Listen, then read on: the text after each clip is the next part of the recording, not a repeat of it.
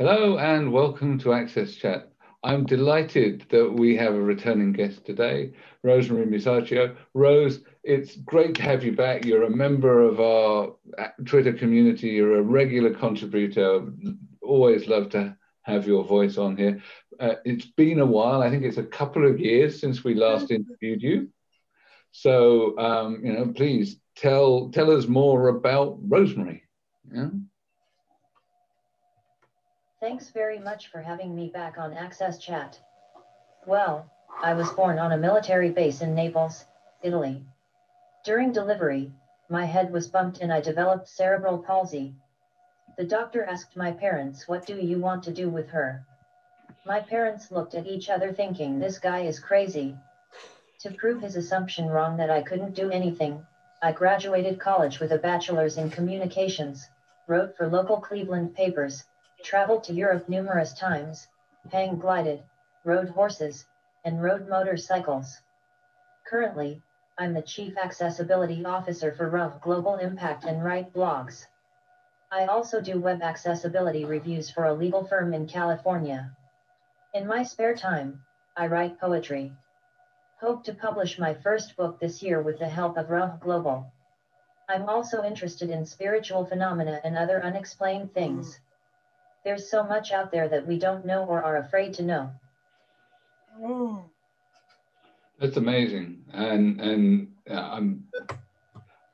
I'm not poetic, although I have read a fair bit of poetry over the years. So I look forward to seeing you do that, Rose. So you mentioned that you're the Chief Accessibility Officer for Debra's firm, Global Impact, and that you're doing work elsewhere. And I know for a fact that you've contributed to the IAAP WAS body of knowledge and so on. So how long have you been working in the field?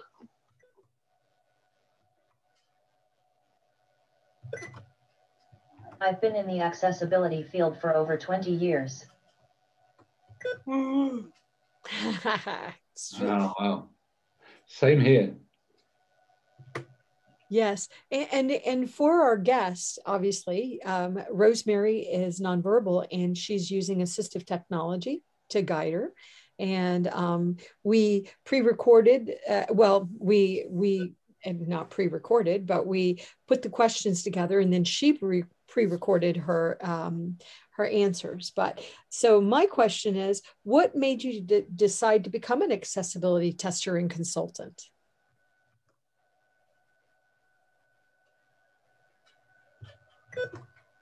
I had no idea I'd be in the accessibility field when I graduated Cleveland State University. I wanted to be a journalist and a public relation writer. In fact, I wrote a monthly column in a local newspaper and some editorials.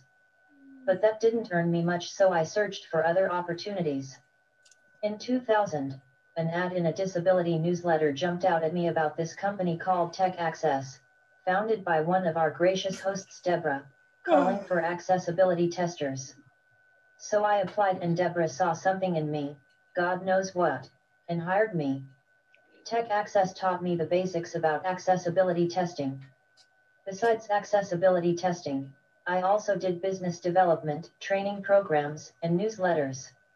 2 companies and 15 years later, Debra wanted me again at her new company Global Communications, which is now Global Impact. I am still surprised when some clients come to us and don't know a thing about making their websites, software, or products accessible. People, wake up. If you don't make what you offer accessible, you put your business in legal risk and you lose out in a share of over $1 trillion profit. That's how much persons with disabilities worldwide have in disposable income. And I'll also say that Rosemary has accepted the position as Chief Accessibility Officer for Billion Strong, our new nonprofit. Woo-hoo. And she's got a great sense of humor, as you can see. So over to you, Neil. Yeah, absolutely. So I know from all of the times that you've been on AXSChat and seeing you tweet that you're determined to support patients in healthcare settings, and you have some strong views about this. Why is this mission so important to you?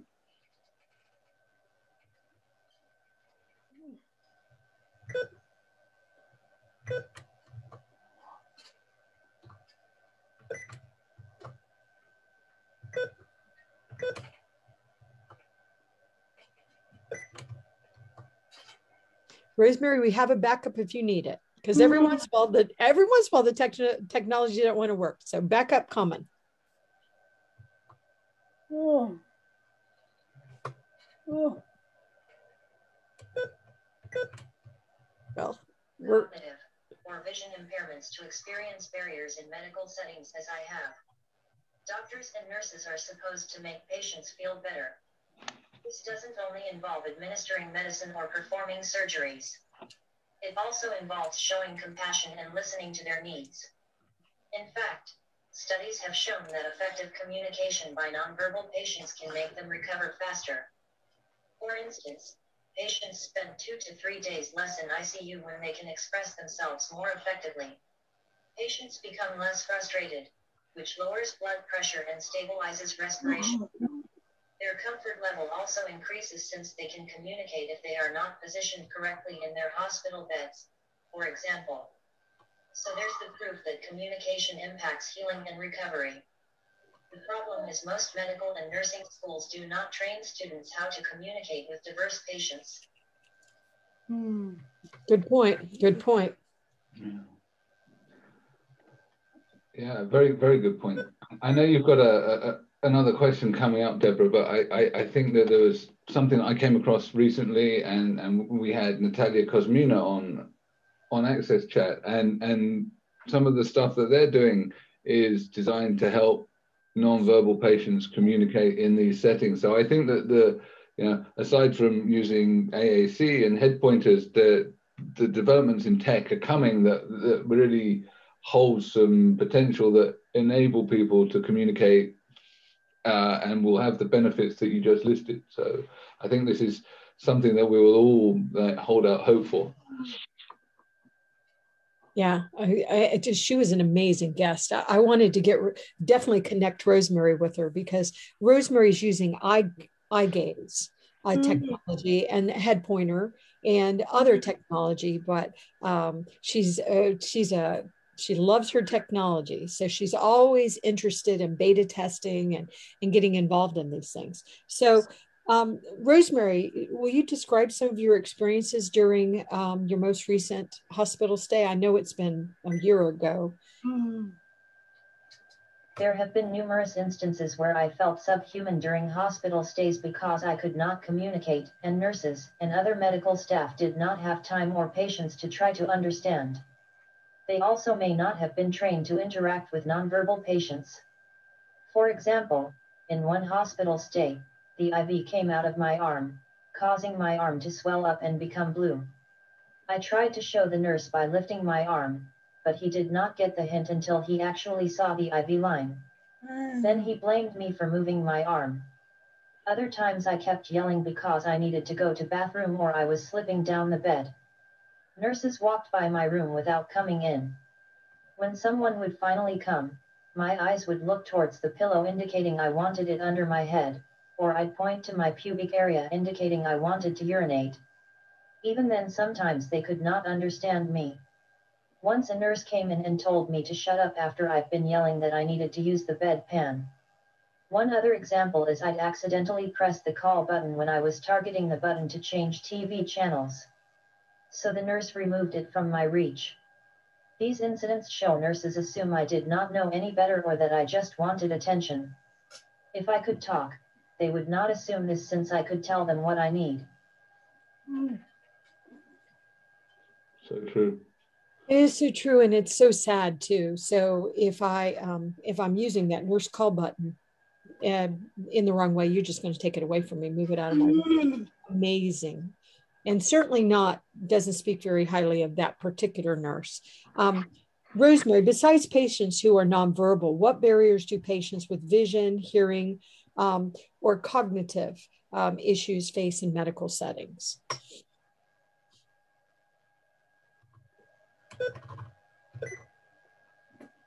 Patients with cognitive impairment may not know how to express how they feel or what hurts. They may not know some of the medical terms that doctors or nurses tell them. Patients with hearing impairments obviously can't hear what they say. If the hearing impaired individual also cannot verbalize, they may encounter the same barriers that nonverbal patients who can hear face. Patients who are blind or vision impaired can't see if nurses come in their rooms with shots to give them, for example.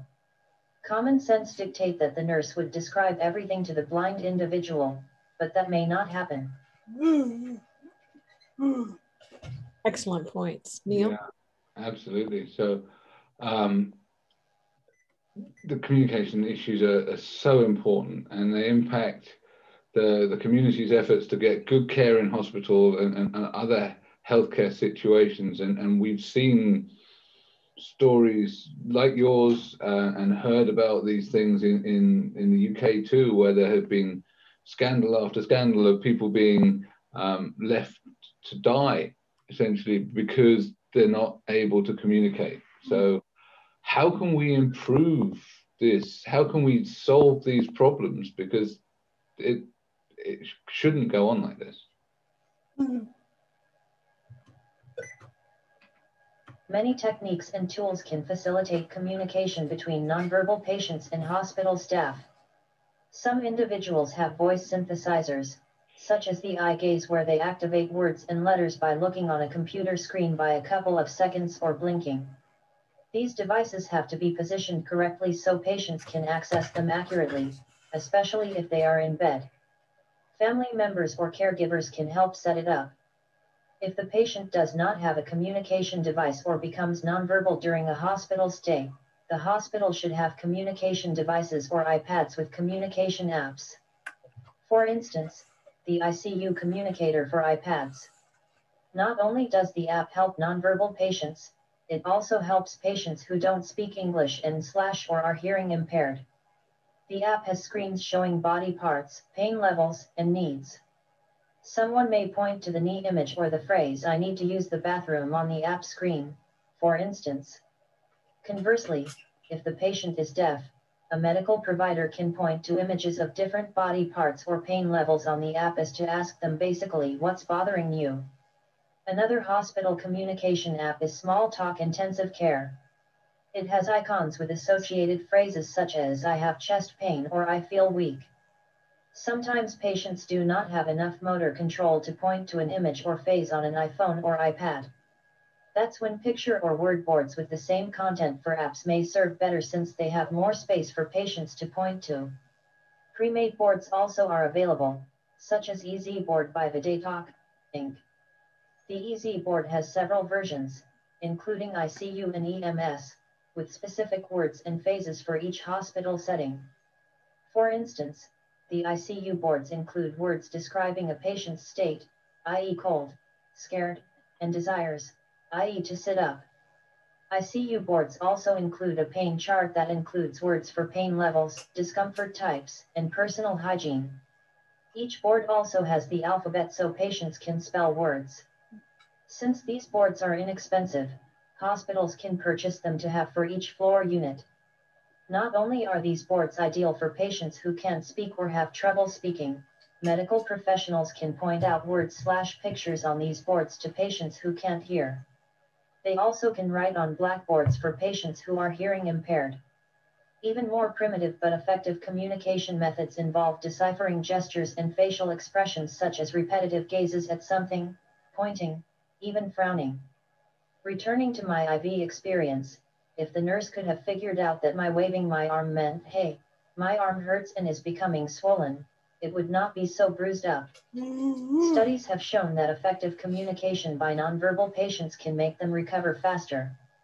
For instance, patients spend 2 to 3 days less in ICU when they can express themselves more effectively. Patients become less frustrated, which lowers blood pressure and stabilizes respiration. Their comfort level also increases since they can communicate if they are not positioned correctly in their hospital beds, for example. Yeah, I know that whenever my daughter Sarah was in the hospital, most of 2018, she she tries to guess what you want her to say. She tries to be accommodating. And so, you know, when they were saying, what's your pain level?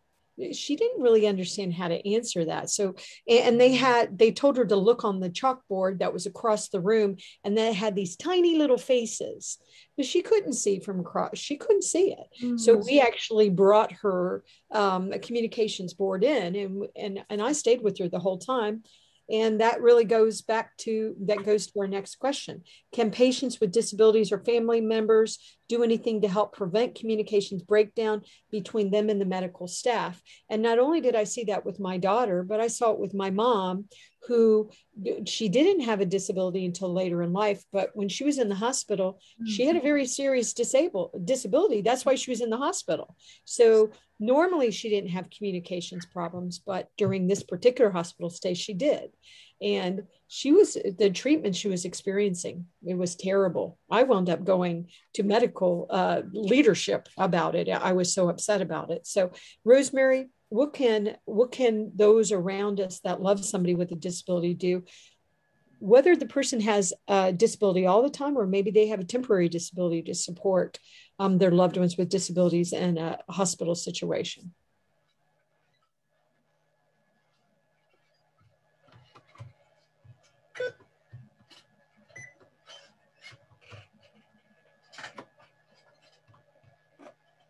Family members or caregivers can make information sheets so their loved ones or clients can take them to the hospital or medical office.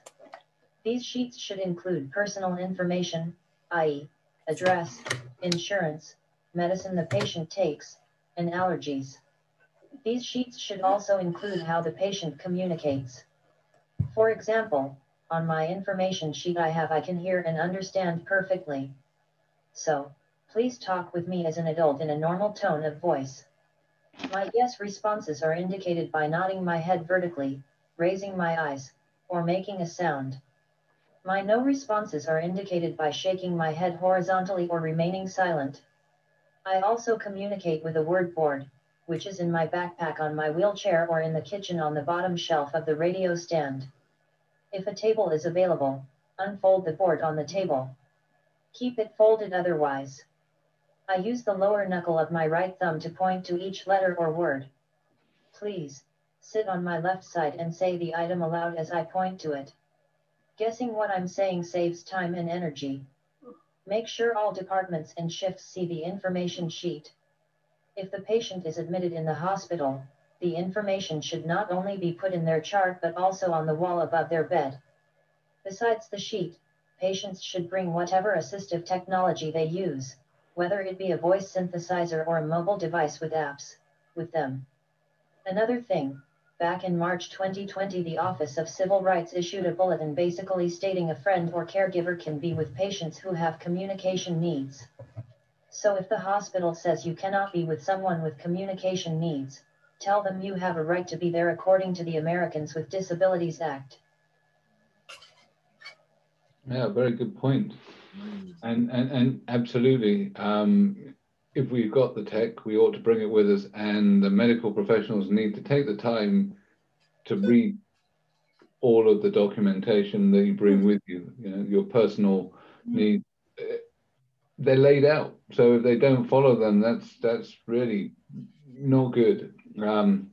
So given all of the issues that you've seen, experienced, and we know that the community experienced, you know, I think it's really important to have leadership around disability inclusion in hospitals. So should healthcare providers actually appoint chief accessibility officers to lead their efforts to improve how they serve the disability community? Having a chief accessibility officer, COA, is vital for hospitals, clinics, medical offices, and dental offices. If a COA has a disability, it is an advantage because she or he knows from experience what patients with disabilities need to have pleasant hospital stays and quicker discharges. The COA should ensure healthcare providers have trained professionals to interact with patients with disabilities. By trained, I mean knowing nonverbal cues, low-tech and high-tech devices and, most importantly, treating them with compassion and respect. The accessibility executive can establish training programs like SPECS2 communications training that covers everything from understanding communication needs to implementing communication strategies. In fact, these types of training programs should be mandatory. The COI must make sure patients with other disabilities are treated equally also. For instance, make all patient documents available electronically and accessible for patients who are blind, have vision impairments, or have dexterity impairments who have difficulty turning pages. Additionally, the COI has to think about patients who have neurodiversity disabilities, such as autism. Maybe make certain hospital rooms soundproof and softer lighting, not fluorescent. Medical equipment is another area for the COI to consider. A personal aside, a few months ago I had a CAT scan. Since my cerebral palsy makes my body move involuntarily sometimes, the X-ray tech literally taped my body, including my neck, down to the table. I was suffocating as I went through the narrow tube. So hospitals and medical centers must invest in open scanning machines where patients sit down in a small room and the machine scans them.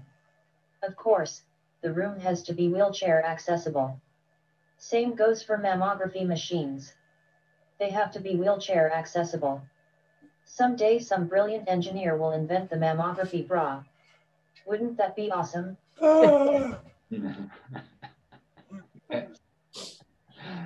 Absolutely. Fit and scan. So thank you. That's I think really an important set of points that you made about how healthcare organizations need to be considering the needs of patients. Do you have any final thoughts before we close, Rosemary? I'm sure you have.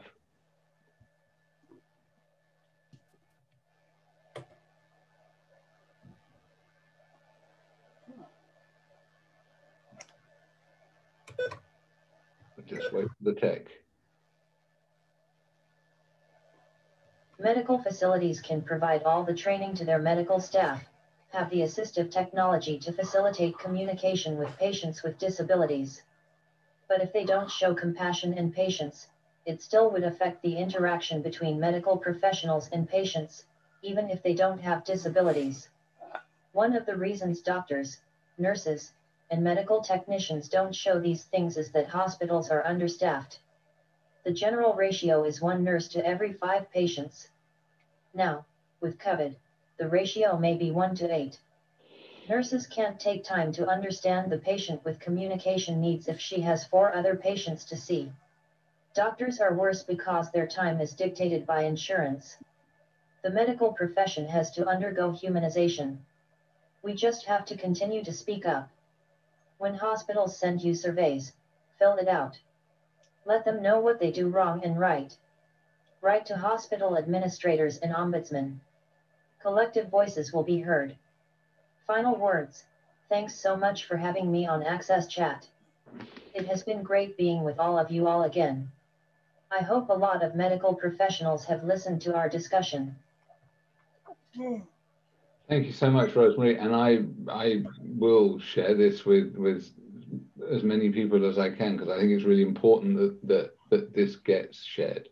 I know that we want to thank David, and also, gosh, I've done it wrong. I'm so bad. Richard, for helping you out. Richard, particularly in the background, who has been giving some technical support. I was reading the script, but yeah, Richard's been giving some technical support in the background and making sure that your voice gets heard. So I'll mangle my words, I'll mix my and also say thank you to our sponsors who aren't Coca-Cola. They're actually Barclays Access. They are MyClearText and Microlink. So thank you to them too for making sure that everyone's voices get heard. Yes.